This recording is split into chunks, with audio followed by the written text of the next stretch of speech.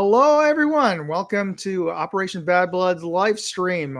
This is Moondog here. I'm the game manager and creator of Operation Bad Blood, which is sponsored by evic.com and produced by EMR Event Park.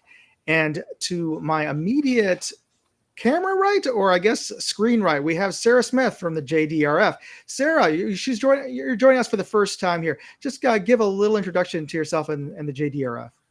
Yes, sir. Thank you guys so much for having me. So my name is Sarah Smith. I work for JDRF. I've been with the organizations for about 5 years now. Awesome. We're a type 1 diabetes foundation. And thank you guys for having me. I'm thrilled to be here and we appreciate your support. Absolutely. That's great. And immediately, we'll just go clockwise. Immediately below, we have Ian, my co-producer here for Operation Bad Blood. Ian, give the folks at home a little quick introduction of yourself and your role here. All right, Ian. Some people call me Sonic. Really don't use it anymore. We don't do call signs anymore. I still do it. Yeah. You still do it. This will be my 11th Bad Blood in some capacity. I've been helping Moondog run the event for the last 8 or 9 years. Yeah, and I'm your general pain in the butt on the field, helping to enforce rules, make sure everybody's drinking their water, having a good time, and trying to keep the peace. Yeah, health and safety are key important details in the event, and of course having fun. So we gotta enforce the rules, just to make sure everybody's enjoying themselves. And to Ian, to Sonic's immediate left on screen, we have Chops, one of our new COs. Chops, give a little intro to yourself. My name's Jeff. Call signs Chops. I'm gonna be CO this year. 4th year at Bad Blood. Wasn't in bed last year. Looking forward to it. Excellent. And if faction is General Green. Yes. Okay. Yeah. So Chops is, well, I guess effectively in our old days, the CO of General Greens was going to be playing the role of General Green. So, but you don't have to do that this year.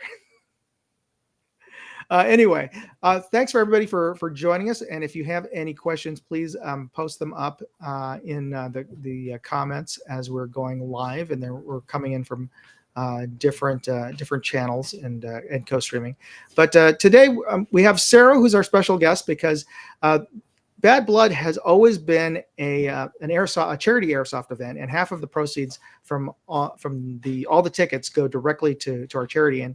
And the JDRF, and I've mispronounced or at least misidentified the name a couple of times, because sometimes I call it the Juvenile Diabetes Research Fund, but it's the Juvenile Diabetes Research Foundation. But because it's type 1 diabetes doesn't just affect juveniles anymore, it's kind of a misnomer.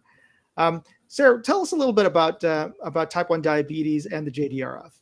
Yeah, so our organization was founded 50 years ago, and type 1 used to be typically diagnosed in kids, but nowadays you can be diagnosed at any age. So we actually don't really say juvenile anymore. We more say type 1 diabetes. But for those of you who don't know, type 1 diabetes is an autoimmune disease that happens when a person's body mistakenly takes beta cells in the pancreas, which are used to produce insulin. And insulin is critical in maintaining blood glucose levels in the body. Right. My wife got diagnosed, and well, technically she was still a teen when she was, but she actually was misdiagnosed as not being type 1 for quite a number of years. So, yeah. It can wreak havoc on the body too, especially if it goes undetected. And a lot of times it just completely comes out of the blue. But if you don't catch it in time, you can go into diabetic ketoacidosis. It can cause organs to shut down, affect eyes, heart. So catching it in time is so critical. Yeah. Fortunately, she was misdiagnosed as type 2 for a number of years. So she was able to handle it with, I forget the standard that Yes, yeah. and I don't know if it is blanking, but I know what you're talking about. it's Yeah. not modipine. It's no something else. Anyway, but I mean, the difference between type 1 and type 2 is type 2, your body produces some insulin. With type 2, you pretty much have zero. yeah, and you've been the JDRF has been critical in funding research to find a cure because it is an autoimmune disease. It's Yeah. your own immune system destroying parts of your body, like other autoimmune disease like lupus and um, arthritis. But I mean, Yeah. and contrary to many people's misunderstanding of it, eating sugar does not cause diabetes. Correct. Yes. Correct. Type 1 has nothing to do with eating sugar. You don't do anything to cause it. And like you said, we're at our backbone and our core a resource organization, and there's so much cool stuff. I'm not a scientist, like don't quote me, but there's so much cool stuff happening at the research level right now. You can actually, a new drug just came out called Tzield. You can delay onset of type 1 diabetes now for up to 2 years. Wow. Is that crazy? Is it immunosuppressant or what? How does it work? No, I don't. It's not an immunosuppressant. So it takes the markers. If you're tested in time, so we're working at the advocacy level to have testing become one of those things that happens just at birth. So if you have the markers, or if your sibling has type 1 diabetes, your siblings can go and get tested, and the parents. And if you have the markers, it is not an immunosuppressant, but it can delay that onset for 2 to 3 years, which is so cool. Oh yeah, that's important. I mean, that's the biggest fear everybody has of type 1 diabetes is that, oh, I don't want to be injecting myself every day and having to poke yourself and what have you. We just got a comment from Tommy Boy. He said, "I quit smoking and my body went crazy," and that's pretty common because you're taking off a chemical that your body's been taking in on a regular basis. So yeah, your metabolism and your immune system can go wacky. And he was diagnosed with type 2 6 months later. I'm wondering, Tommy Boy, did you gain a lot of weight because you went off of nicotine? That can happen too. And weight. Yeah. I'm not an expert on type 2, but just from what I understand, weight gain can trigger type 2 because that's a resistance to insulin. Yeah. With type 1 though too, even a virus can trigger it. We see that a lot of times. We actually saw a spike post-COVID. It's thought that possibly a virus could trigger type 1. That's what I was reading recently. I don't know if I read it from one of your because I'm on the JDR mailing list. So and for those of you who want to know, who have family members, I would recommend signing up for the JDRF's info because they post up all the new discoveries that are coming up. But that's one of the things, the possibility that it might be triggered by viruses. And as they found out, even some cancers have been like human papillomavirus triggers cervical cancer. Yeah, so that's a whole new possibility. But so Sarah, we've you weren't able to come last year to Bad Blood. I was not. I was so sad I missed it. But this year you will be. I will be there, and I am so excited to come out and just represent JDRF and thank you guys for the critical work that you are doing, funding T1D breakthroughs. Excellent. Yeah, we're hoping. I mean, I started doing this because of my family, my wife having type 1, or at the time thinking just getting diagnosed with type 1. Oh, and there's Tommy Boy responded that you just remind us that women can get temporary, in some cases even permanent diabetes just because of was it gestational diabetes? Yeah, so actually that's, we called my grandmother 1.5, but she had gestational diabetes. She was pretty insulin dependent the rest of her life, did make a little bit of insulin, but that's what triggered her. Yeah. So typically Typically, it does go away after you give birth, but it can remain the remainder of your life. Well, many women I've spoken to me have said that pregnancy changes your body in so many ways that you had no idea. For sure, for sure. Now, you said Sarah's told us that she also brought a video to show us for about the JDRF. Could you let us know a little bit more about the JDRF? How long has it been? You said it started in the 50s. So it started 50 years ago. So what was that? That was right. Sorry, not 50s. That would be 70s. Yeah. Early 70s. I'm still in the age where I think that like 1950 was 50 years ago. So yeah, it was founded just over 50 years ago. Actually, we were the founding chapter. So I'm in Philadelphia, we're the Greater Delaware Valley chapter, and it was founded right here by two moms who had children living with T1D right out of their kitchen. So they just got together and started raising money, which is so incredible. Yeah, so we have a lot of bragging rights over here. I'm glad you could come out. Absolutely, I'm so excited to see it. Now we have a special participate a little bit. Yeah, Graham, you will hopefully. I'm going to hold you to that because Sarah, not only will she be there for the pregame, and of course we'll have her up on stage after for the raffle, but I'm going to have a special mission role for her, but I'll let her know offline, and it'll be a bit of a surprise to everybody when I give the morning briefing as to what it'll be. Sarah, we've got a video that you sent us for the JDRF. Can we play it now for you, for everybody? Yeah, I'd be thrilled to see it. Okay, Ian, just some of our families just talking a little bit about what type 1 is, and it looks like for them. November is National Diabetes Awareness Month. I have type 1 diabetes. I have type 1 diabetes. I have type 1 diabetes. We have type 1 diabetes.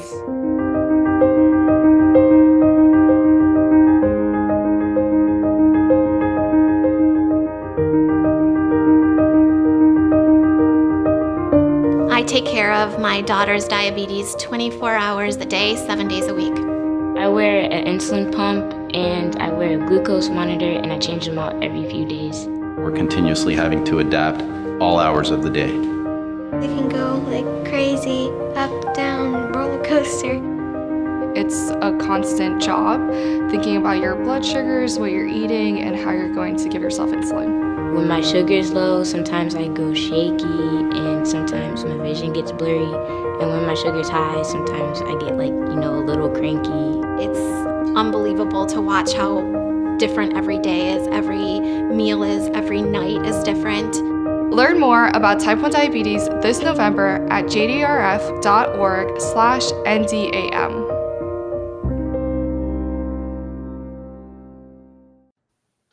That's great. Those are folks in your local chapter? No, that's on our national level. National. So they're all through the country. But I thought they just did such a great job of just talking about what type 1 diabetes looks like. And it's from our National Diabetes Awareness Month, which takes place in November. But I had to include it. Yeah, that's great. And I saw that a lot of the kids now have the insulin monitors, the onboard insulin monitors and pumps, which is great. Yeah, even the tech from that video, which was I think just 2 years ago, is just a little bit outdated. So the tech is coming just such a long way in such a short period of time. Now it just syncs to your iPhone. You can pull up your app and see your blood glucose levels right on your phone. Yeah, What is it these days? Tech. Well, a lot of it is just getting through the FDA. So they had all of that, and they were prototyping, getting it onto Androids and the phones, but then they just had to go through the clinical trials to make sure everything was working right, and that takes years. Yep, time and money, and that's all the type of things that we fund here at JDRF. So let me ask you a question. Until we find cures. Let me ask a question that's pertinent to the actual game. I can guarantee you there's going to be somebody on the field with an insulin pump. Oh, yeah. Of course. Yep. How, this is a contactless contact sport. So how fragile are these things? Is there any danger of, us breaking somebody's equipment? I mean, Tom, I can let you feel that one, but I would say that in today's world, they've just gotten smaller and smaller. Typically, the patch will be either on the back of your arm or your, thigh. Sometimes you see it like on the belly. Tom, do you want to speak a little bit to the tech side? I'm not going to make any claims as to how durable it is, whether or not it would survive a BB hit, but I would caution anybody who's planning on bringing that to make sure that it's covered at least by Properly with medical tape, 1 or 2 layers of fabric of your gear.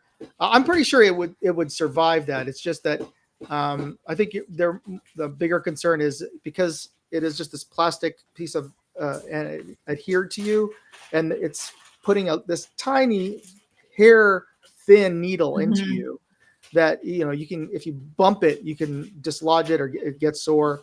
So so if you are planning on getting a pump, I would recommend do it a couple of a month, at least a month. Well, we're already get a month into it. Yeah. I wouldn't start it before the game, just because there is a bit of a learning curve to making sure That's not what I meant. Like, I mean, there's going to be somebody out there who's already on a pump. Yeah. So it's not like we need to single them out and say, okay, don't shoot that guy in the arm. But things happen. You're through the woods, you fall down. How durable are these things? I don't know. I've held one. They don't really creak or anything. The only thing I saw that they do have a little bit of a window, so you could see how much fluid they have inside, how much insulin, because you actually have to reload it with insulin. Oh, is that okay? Yeah, or at least load it when you first put it on. They've come such a long way. I mean, again, you still see them fall off every now and then. It's not on rare occurrence, but they have come a very long way. I'm not a doctor, so anyone wearing it prior to the tournament, I would definitely just recommend that they talk to their doctor prior to the event. Just talk through best placement and any precautions that they can take. Yeah, if you can get those those sort of those do-rag sweat wraps that that folks have on their arms. I would, compression, or an ace bandage. I just put an extra layer for anybody coming out. Sounds good.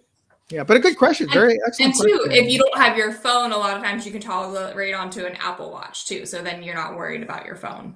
Yeah, that's you get 50-50 when it comes to phones out there, because people are afraid of losing them. Mm-hmm. You need a phone for while you're out there doing what it is we're doing. But guys got to take those selfies in the middle of the woods as they're getting shot at. You know how it is. So. Yeah. Mark had a great comment. He's a high school teacher, and he has students who have them. So if they can survive teenagers, they'll probably survive airsoft. Kids are rough on the tech, But the event, if we have anybody who is planning, I'd love to find out for those of you, if you're planning on coming out and you do have type 1 or type 2 diabetes, leave a comment on in our Facebook thread. It would be good to know, and certainly mention that to Sarah when she gets there. Now, one of the things that we tried to do last year, and it was kind of off the cuff and ad hoc, but a lot of folks actually wanted to donate. I mean, we donate for half the proceeds from the tickets anyway. I mean, shouldn't say anyway, but I mean, as a given. But other folks, some of the folks really wanted to donate additional when they were there, and we worked out a way for those who didn't have cash or had cards through the shop. But hopefully you guys have worked out a plan for that this year. For those of you who want to. I'm absolutely sure that we can figure something out. Yeah, and I appreciate everybody who does want to to give a little bit extra. Yeah, we can bring a QR code too with a link right to a donation button. Yeah, that's be perfect. That's Yeah. a good idea. Mhm. That's probably Easy the best. peasy. And could you tell us a little bit? I know you guys also have other events throughout the year, like the One Oh, yeah. Walk. Could you? So I'm a little bit biased. I'm actually the walk manager. I work on our walk program year round. I manage our Philly event, but there are walks all across the country: Delaware, South Jersey, New Jersey, New York, you name it. They are an absolute blast. So they'll typically have anywhere between a 1.5 to 3 mile route, but before that, it's kind of a party. It's just really there to make our T1Ds feel so celebrated. Being diagnosed can be such an isolating time for families, and just coming out, looking at a sea of 6,000 people who know exactly what you're going through is so meaningful for our families. We have a DJ at our Greater Delaware Valley chapter walks. We actually have Wawa come out, and they do all of the food. They do a whole coffee cart, which I love. I'm a big All right, I'll coffee be there. fan. I was going to say that all you had to say was Wawa, and Sonic's there. Hey, If you man, guys didn't know, Wawa too also has like Roundup. When you see Roundup at Wawa, it comes partially to JDRF. So they're doing such good work as an organization. Huge Wawa fan. Yeah, I'm from South Jersey and grew up in Upper Darby, right outside of Philadelphia, and now I live in New York. We don't have Wawa, so Oh, I'm so sorry. I know I moved to Sheets territory for a little bit, and it was we don't speak it of was that's tough not a thing. going. Don't tell Sheets that. But yeah, it's such a blast. There's a DJ. We actually have a T1D parade where all the T1Ds line up in order of years of diagnosis, and it's so impactful. But then apart from the event day experience, it's also there to raise funds to go back to the mission to make living with T1D easier until there are cures. But I could go on about the walk program all day. There's also a national ride program with destination rides. There's golf and galas and meetup calls and picnics, and we have a JDRF night at the Phillies coming up over the summer. So I definitely encourage you guys to go on and find your local JDRF chapter and see what they have going on. Great. And so the will folks be able to find out more about? I'm not sure where every people are coming from all over the country, so it's glad that there's One Walk, and other events for the JDRF. Oh yeah, JDRF around the country. But I know the Philly one is well attended, and is it over? Where's the one by the Water Gap? The Delaware one is at Rockford Park in Wilmington, and then ours is at Citizens Bank Park. So the Philly Fanatic makes an appearance too. There's about 6,500 people usually come out to the Philly Walk, so it's a big party. Great, yeah, awesome. I've always tried to get maybe a group of airsofters to come out to do the walk. So I don't know if anybody's interested in representing, please let me or you guys know. You guys can create a whole team. Yeah,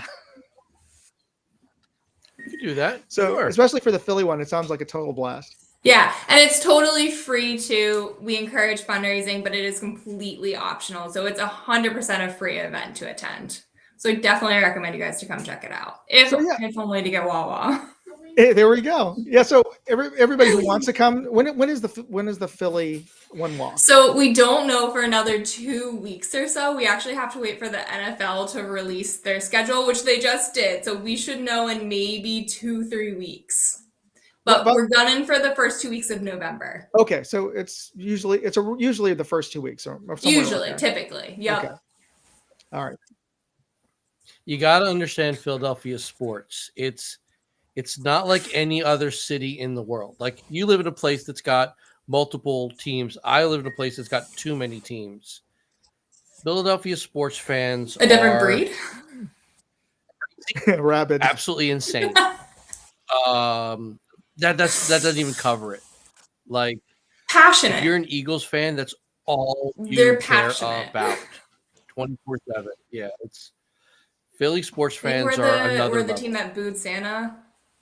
Yes. Yeah. And throw snowballs at them. Yep. Yep. Booed an orchestra one time. Yeah, it's Yeah. a fun place. I like to tell my wife that Philadelphia is stuck in In a good 1974 way. and Rocky is real. That's just all you need to know. Hey, That's it's Philadelphia. gotten cool, and there's so many good restaurants. Like, Yeah, true. we just really love our sports. Excellent. Now, Sarah, maybe you have some questions for us because this is going to be your first event that first time coming out to Bad Blood. Yes, it is. Yeah. Can So- you tell me how long you guys have been doing it for? Well, we did it. I started, I believe it was 2009 Okay. or thereabouts. And it started off small. I think we started with 75 players in the first year. And we started it in a small paintball field in the Hudson Valley in New York. And it was there from till about 2014, 2015. And then we moved to, it just started growing bigger. So it went from 75 to 150 to 300. So every year was doubled. So by the time we're getting to about 1,000 players, it was like, there's no way we could fit anywhere like 500 or more players on that field in the Hudson Valley. Yeah, we were pushed it that one year at 500 or 600. We were right on top. So of each other. I found EMR from a recommendation. No. No, I found EMR. I found EMR separate from you, but when I heard you were pushing for it, I was like, yeah, that could work. So I'll skip that. Share credit. I'll share that. But EMR is amazing. It was fortunate that I was driving to visit some friends up in Toronto, and I got into my head, we'll drive from New York when I was living in New York. So we're driving through in Scranton, and then I had heard from another player. Maybe you told him and he told me, but it was a player out in Binghamton who said, you got to stop at this place. And I saw it on the map, like, I'll stop on my way up to Toronto. And so we stopped there. I'm like, wow, this place is huge. Is it 120 or 140 acres? Yes. Oh, easily. If we were to use the entire property, easily. Like, we don't. Yeah. And it's still too big. And it has its own bunkhouses there. It looks like yes. I thought for sure it was maybe like a former Boy Scout camp or something, because there were so many bunkhouses and the place was just so huge. But I found out later that no, they built the paintball players built those bunkhouses. So it's got those facilities, a huge campground, so people come and pitch tents and park RVs there. And it is roughly 35 minutes north of Scranton, or at least the edge of Scranton. Yeah. So about halfway between Scranton and Binghamton, New York. And so Bad Blood was conceived originally as I wanted it to put together an Airsoft game, one, to fundraise.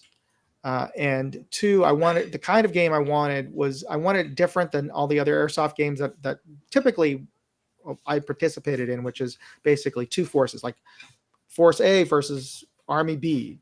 And typically it was a green camo versus tan camo kind of event. And that's 90% of Airsoft big games or anywhere are typically structured like that. Yeah. But at the time, I wanted to see if we could do a game. I started doing games with 3 different forces versus each other. And then I was trying to see, well, maybe 4.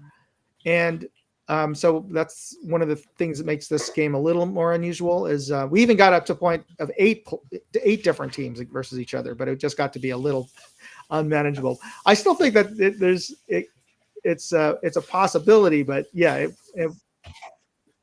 there was definitely a beauty to it, because you had to, you got in your head though, because like with the 8 teams, a lot of things kind of looked similar from a distance, so you had to really think about what you were doing, and I liked that aspect of it. But management wise, yeah. Well, so the idea is that it's a set in a fictional civil war in Africa.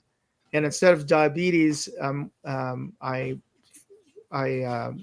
crafted the story around an Ebola outbreak, which is another much more deadlier blood disease. And the idea was that the Ebola outbreak set off the civil war in Congo, and that each of the teams represented a different faction in that civil war. So, and I pulled different threads from different things that are happening in the world, and real history, and various civil wars in Africa. But one of the things that one of the influences on the game was this movie called Tears of the Sun that had come out a few years earlier. It was a Bruce Willis film, actually directed by Antoine Fuqua, who did Training Day, and I forget which other movies. All the Equalizer series with Denzel Washington. But I thought it was a really good film portraying a SEAL team tasked with trying to evacuate a clinic in the Congo. Or no, it wasn't Congo. It was I forget what it wasn't Congo. It was another African nation that was going through a civil war, and so they were tasked with trying to evacuate all these refugees while being tracked down by one of the Civil War factions that were trying to hunt down an escaped son of the assassinated president, who was hidden within the refugees. You find out in the movie. Oh, Nigeria! Thank you. Nigeria, by the way. So that was one of the inspiring. I wanted to create that sense of how would it feel like if you were that SEAL team, totally outnumbered, surrounded by potential bad guys everywhere. But you can't really do that with one big army versus another big army, because the other army is typically the same size as you. So you don't get that same feel that there could be danger anywhere. So that's why I crafted this game where they are fundamentally, there are 4 teams, but if you think about it as one team, you're a fourth as small as all the other teams combined. Mm-hmm. So you have that sense that you're outnumbered, even though in a sense you aren't, because we try to have all the factions roughly the same size, but you still get that sense that you are outnumbered and in enemy territory. Plus, we have the addition of additional players who function under sort of the direction of the staff from us, who are the tribal natives who are defending their villages from these Civil War factions that are coming in from the big city. And so we have players out in the field who will shoot at everybody else, regardless of which team they happen to be on. So all the teams, you still have to be on your toes all the time, even if you don't see an enemy army around you. So it's an interesting game concept. And you are more than welcome. We will kit you out. Have you ever played Airsoft, by the way? I haven't. I'm kind of tempted to, and I think my husband's going to. Has he played before? No. Okay. He's listening to me in the kitchen shaking his head. Well, we'll have all the protective gear. You'll have goggles and we'll probably get you a paintball face mask, or hopefully a mesh face mask. So I'll have to watch that movie with Bruce Willis beforehand to prepare. Oh yeah, it's actually pretty good. Bruce Willis, what is it? Monica Bellucci, and I forget who else is in the movie. Have you seen it, Chops? I have not. Okay, you should. It's good. But gear-wise, our team has enough that we could probably bring extra for you to play. Yeah, believe me. So, folks, if you want to kid out Sarah, then please chime in. So we'll get you guys. Give me some tips. Yeah. Run fast. Well, the one thing you should watch out for is be aware of which team you're on and what you're wearing, because that's one of the things we stress is that each of the teams has a different type of uniform, and we have to sort of there's some relax. We relax some of the restrictions, but an army where a uniform is, the word uniform means something. It's uniform, right? So that everybody has the same color, the same camo pattern. So just be aware that if you're wearing a green splotched pattern that anybody wearing the same one you shouldn't be shooting at, and vice versa. Don't shoot Just your come to- teammates. Yeah, and if you see somebody wearing tan, then definitely shoot them. if you're green, that sort of thing. All right, I'm starting to get it. I'm starting to get it. Okay. So now Moondog and I have done this game, too long.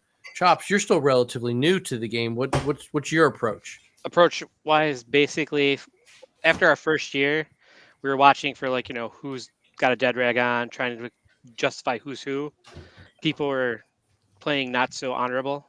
So year 2 was if they come up and you're questioning anything, just shoot them. Especially with Sigma Joker around quick. there. Wow. He's obvious where he is usually, so we usually keep an eye on him. Just Yeah, if you see him, just shoot him. Yep.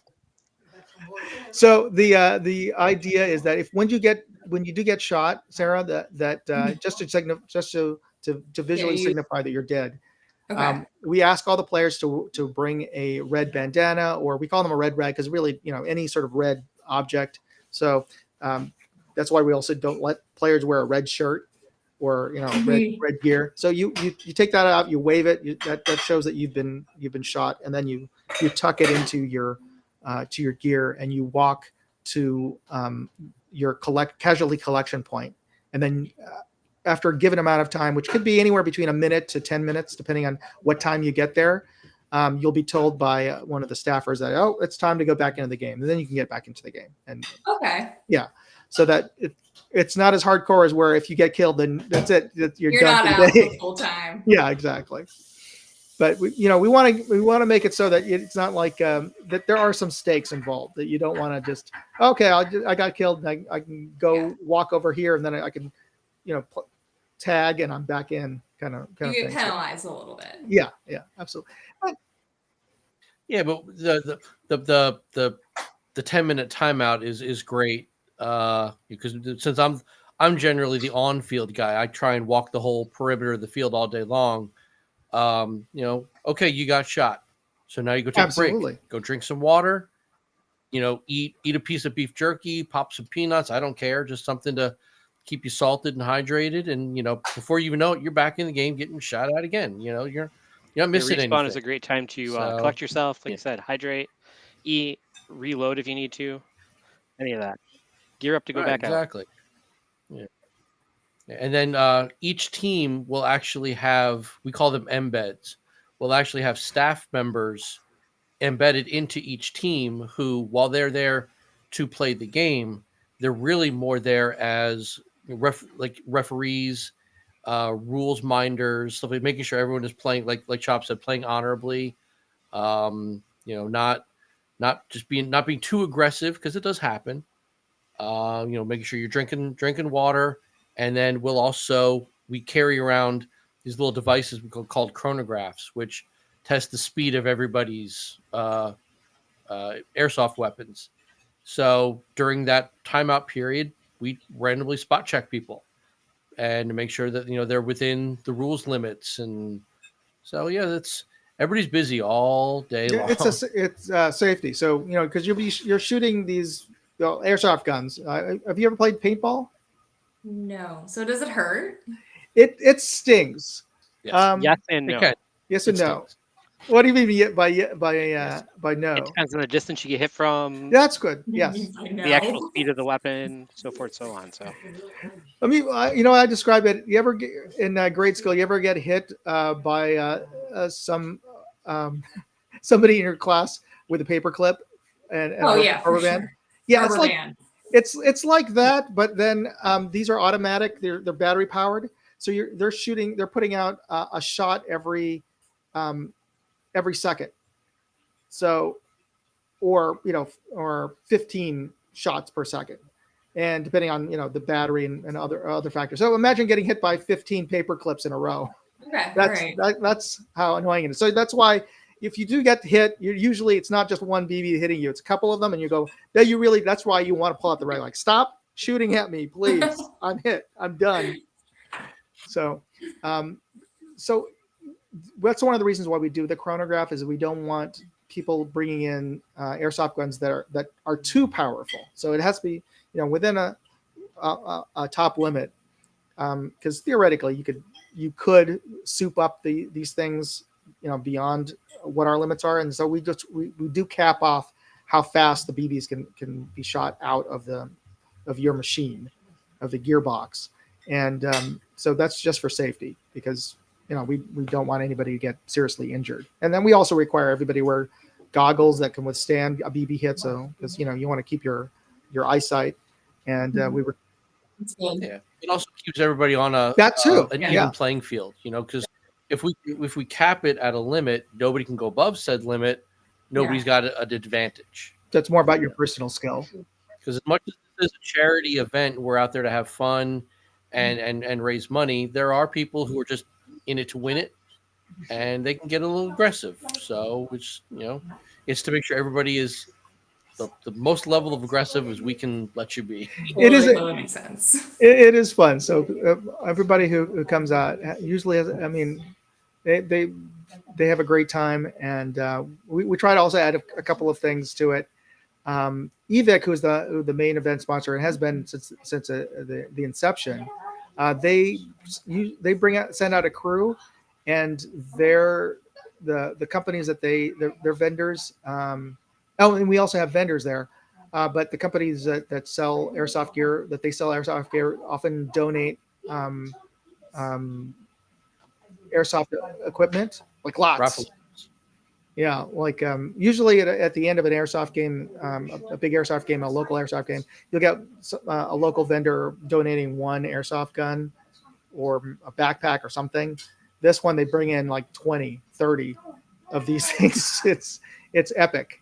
So cool. Yeah, and a part of it is really it's you guys, because they know that we're not in it we're in it to raise money for the JDRF, and everybody knows that we're trying to do positive things for just the greater community, and we want to try to also cast a positive light to the people who play airsoft, that we do care about things other than airsoft. So I think that's one of the reasons why a lot of those companies are willing to donate gear to give away, is because of the JDRF. So thanks for that. Absolutely. Thank you guys. I think what you do is just so cool, how you play for a cause. I mean, I think that's so meaningful, and we look forward to working with you guys every year. So thank you. Awesome. Now, are you going to be bringing any other crew from the office? You said you might maybe. I'll see if I can convince my manager's 16-year-old son to play. So, Absolutely. But I'll definitely let everyone know about it. Good. And for those of you who, I encourage everybody to bring out their friends and family to the event, and we're going to have, hopefully, if the weather holds out, we have a set of players who have a band who are going to be playing after the game. So they'll be playing a little mini concert before the raffle. So we're trying to make it a little bit more of a festival atmosphere. So cool. Yeah. Oh yeah, we've gotten silly with it, ever since we moved to EMR and having such great resources available to us at EMR, we're taking full advantage to do it, as much as we can, and just build it up and just make it something that people don't want to miss. Like one of our longtime staffers, Joker, comes every year from Florida, and he even said he and his team will never miss this game. They're gonna come all the way from Miami because they don't miss this game. It's that much fun for them, and it's the good cause, and it's just a great atmosphere. They make a whole weekend out of it. A lot of people will show up Friday afternoon, and they're not gonna leave till Sunday night. And it's the game in itself is completely different than anything I played, so it makes it very entertaining. Oh yeah, completely. What was your favorite part of the game, Chops? Just in general, the amount of people out there. You turn a corner, there's nobody. You go up around the next set of trees, and then there's two armies fighting off each other, and then you're I think we went the wrong way. So I think I'll go this way. Yep. When we did the Castle Siege the one year, we had the miniguns on there. Oh yeah. Those you come around the corner and see that stream of BBs coming down to you. It's this is gonna hurt. but you still yeah, run totally. right into it because don't hurt for a second. You're all right. Plus, you get the bragging rights saying, "Yeah, I got killed by a minigun." Those are the I don't know, Sarah. Oh, yeah. Miniguns are sort of miniature Gatling guns. You'll sometimes Okay. see in those in action movies. Okay. But somebody they actually created an airsoft version of the miniguns. They look like like they do in the movies with the multiple barrels, and they spin. The battery powered, and they spin and they shoot out BBs. They have a So menacing scary. sound as well. Yeah. No, not those are very rare and expensive. So it's not like you're going to see that very often. In fact, that's the reason why 2 players brought them out. I'm like, good gravy, why did you bring that? And they said, well, okay, well, and I said, you know what, we can't. One, I didn't want them to bring it onto the field because it was a particularly hot year. To carry that thing would have been just insane and just risking heat injury. And I said, you know what? You made the effort of bringing that out. I have a special use for you. So at the end of the game, we had we paused the game and we had everybody assault the castle, and they were the defenders. So we had a special role for them. We have a special role for you. So I'll keep that in mind. That All right, I I'm want you ready. to have fun and play, but I have a special role for you. All right. Anything you need. Awesome. I feel like you guys are really going to be testing, though, my fight or flight response. Just dress comfortably but ruggedly. Yeah. Yep. Yeah, you have like hiking pants or Yes. Okay. Yep. It's not a bad idea just to wear those anyway, because where the vendors and where you're going to be setting up your information center in the middle of a dirt parking lot. Prepare for mud. You're going to be comfortable anyway. Have you ever done anything like Spartan Run or those sort of events? I've done a fun mud run. Okay. Muckfest, MS, for the MS Society. So if you can, it'll be roughly the same in terms of sort of the event space and atmosphere. So Okay. it shouldn't be that unusual or out of the ordinary if you've done something like that. Yeah. Okay, good. But definitely wear pants. Yeah. Yeah. Though we have seen folks come out in kilts. So I don't recommend that, especially with the ticks, but It seems like a bad time. it seems like a bad idea, but whatever. The heat I can understand. I can understand wearing that because of the heat. Yeah, because mid-June you're tempted, it does. to throw on shorts. I mean, we are, pretty Okay. north Pennsylvania, so and we're up on a mountain basically. But it's still All right, it gets hot, and the amount of equipment people are slung on their back, you get overheated pretty easily. So that's why we always stress you got to bring more than enough water. Prepare to be. Yes, you can leave the field and go to your car if you need to go to your campsite to get something, whatever. But prepare to be there all day. So bring what you're going to need. So bring all the water you're going to need. Bring snacks. Bring whatever you feel you're going to need. That way you're not missing anything. You don't have to run back out and then try and find where your team is, because Bad Blood isn't like your standard. Because like I said, when you get hit, you move back a bit, and then you kind of you respawn into the game. But the whole point is the teams are all circling the field all day long. So if you leave your team for whatever reason, then you got to find them. Who knows where they're going to be? So you're going to trek out to wherever they're at. You're probably going to miss them, so you're still going to be searching for them. Yeah, so just bring whatever you're going to need with you, and just live it up. So you're gonna have a fun time regardless. So. Oh, yeah. And there's even that we are working on it. No details, no specific details yet, but we are 90% sure there's going to be a night game. So that it hasn't happened in a while, just because of manpower shortages. But you can actually play airsoft at night. Did you know that, Sarah? I had no idea. Do you have to wear night goggles? Some people do. You can. You So can.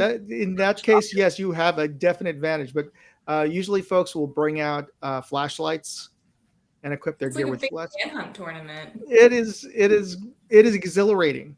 It is, but it is a huge amount of fun. But yeah, so we're one of the folks is working on details, and once we get things nailed down. But that's one of the things I wanted to let everybody who's watching know, that if things are looking very good for Night Game this year.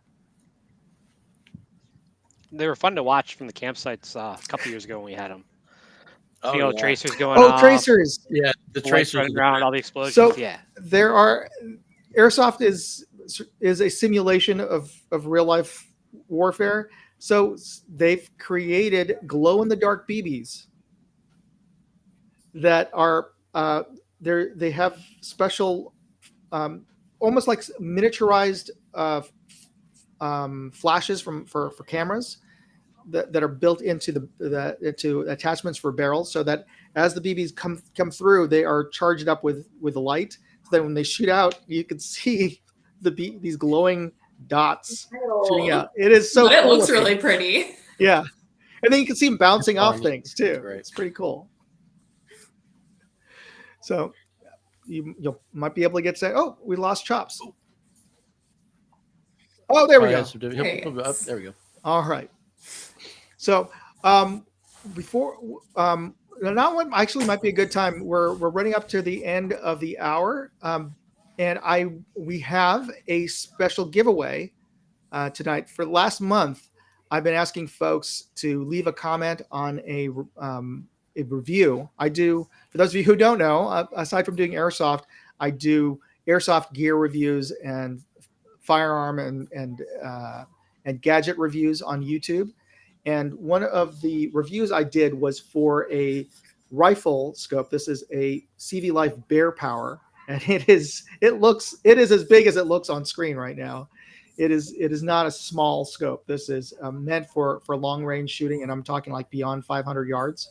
So this is their first sort of legitimate long range scope that CV Life has come out with, and it's pretty decent. And they're letting me give one away tonight. So I asked everybody to leave a comment on the review video and then send me a screenshot. So I've collected all of the names of the folks who did that, and we are going to be spinning that. So yeah. You ready? Now, Sarah, if why don't you just say spin it, and Ian will press the button, and we'll spin and see who wins. All right, spin it, Ian. Hello. Yeah. Oh, actually, There we go. don't I?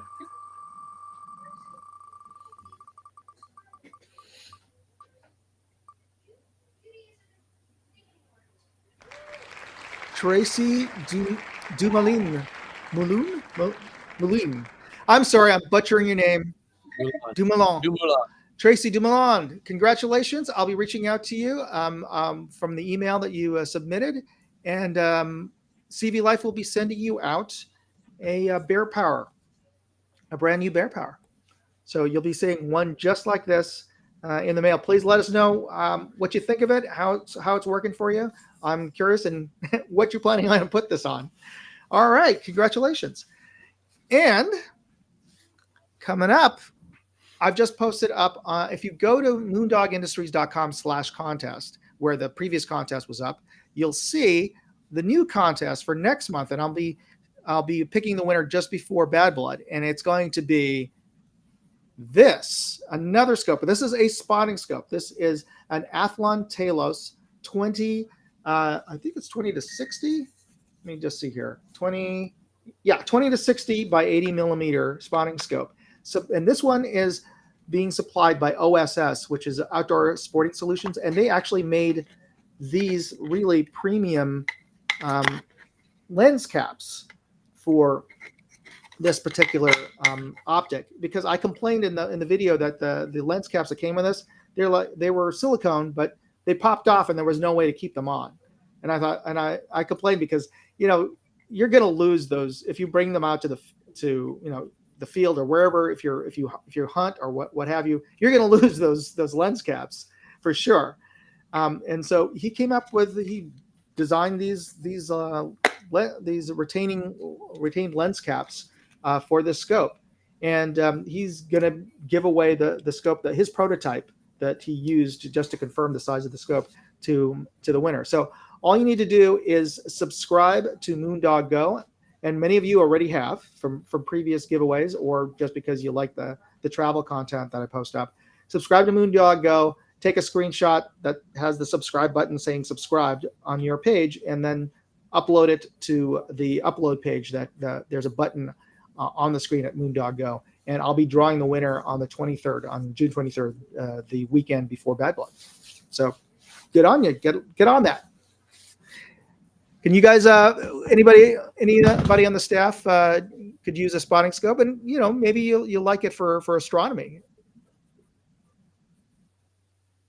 Is it You powerful? can get a good image of the moon. And I haven't seen a star Living in in the 6 city. years. So did anybody of you guys see any of the aurora the other week? Nope, I was dead asleep. Too cloudy. Don't too tell me cloudy about here. cloudy. I live in San Francisco. All I saw was gray fog. You know, I'm not even gonna lie, I didn't even know it happened until the next day. I know, everybody's posting photos, these beautiful sky photos of pinks and blues. I'm like, dang it! I wish I was out in the mountains somewhere. apparently you could see I it all heard the way down that in they can Florida. even see it in Hawaii. That's crazy. Now, one year I was in Lake Tahoe, which is the top of the Sierra Madre Mountains in California, and I heard that there was an aurora that was particularly visible, at least up in like Washington State, or even some said further south. And so we went up to one of the promontories that overlooked the lake, and you could see fairly far, north. And I was looking on the north, and I could see just at the very edge of the horizon a red glow that was sort of undulating, but just Oh wow. the very edge of the horizon, not like those images that we saw on Facebook of the whole sky. It was just the horizon line. So that I saw them in Iceland in Oh, August of course. one year, and they were faint because it was a That's little what that too is. early in the season for them. But so cool. They say the thing is, everybody who posts their photos, they mentioned that they really could not really see it that well with their naked eye. It's just the camera. Their camera picked it up. Yeah. So it's all that enhancement. And I guess maybe it's that sort of like those TikTok filters or Instagram filters. It's all fake. Never actually happened. It was all AI. Nobody's. Somebody said that Samsung phones have like this fake moon AI thing that goes on with the phone. So if you take a photo and zoom on the moon, it will fill in more details than you're actually taking photos of. That's not right. Just to make it look like their phones can take the moon better than any other phone. Thanks. That's not right. No. But to answer your question, this scope, you could use it for, I don't know if you're going to be able to spot anything other than like the moon. Or you can make out the rings on a good night. You can make out the rings on Saturn with this. Is that going to come with a Unfortunately, bipod no, or a tripod? Just the, yeah. So just the as is. So it's a tabletop scope. You kind of still need a Like a bench you need a rest or tripod whatever. of something, because all it does have the base foot, and it does rotate. So you can, like you said, you wanted a straight line, so you could turn this to the side, so that at least you could you can on a table you could All right. just look over to your left rather than have to look down through this. Yeah. Very nice. So it's a pretty. I think it's in the testing of like, I like to sort of dumpster dive on budget things, budget tactical things. So of all the scopes that I tested I was trying to get like the $100. This one just actually peaks over $100, like a 120.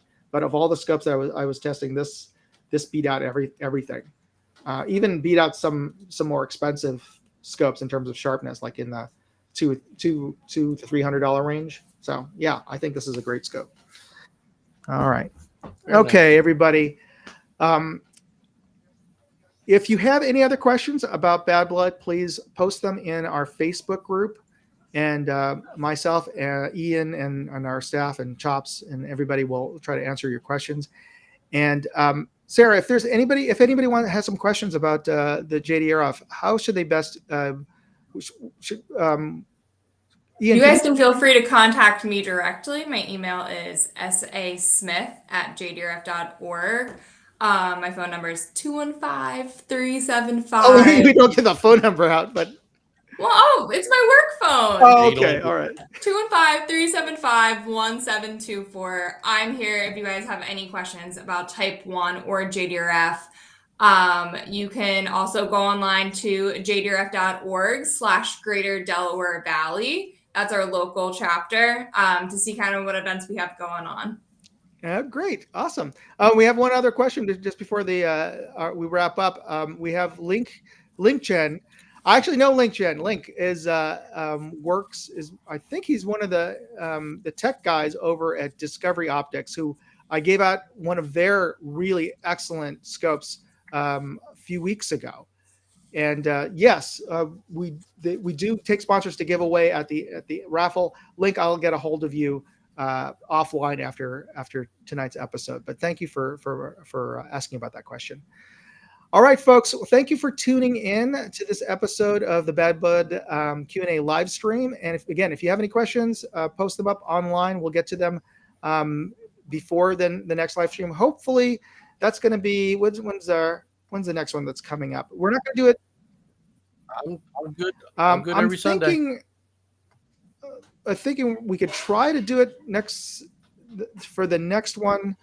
But do you think we should do it for the next one, or because Memorial Day is right there? Oh wait, is that Memorial Day Sunday? Yeah. No, let's skip. I'm thinking a lot of people are going to be out of town. Yeah, let's start. Let's go weekly, June 2nd. Starting June, leading up into. Okay, so there you have it, folks. Have a great Memorial Day weekend. Stay safe out there, and we'll get back. We'll see you again on June 2nd, Sunday, June 2nd, same time. All right, everybody. Thanks for tuning in, and thanks to Sarah, Chops, and Ian for joining me tonight. Good night, folks.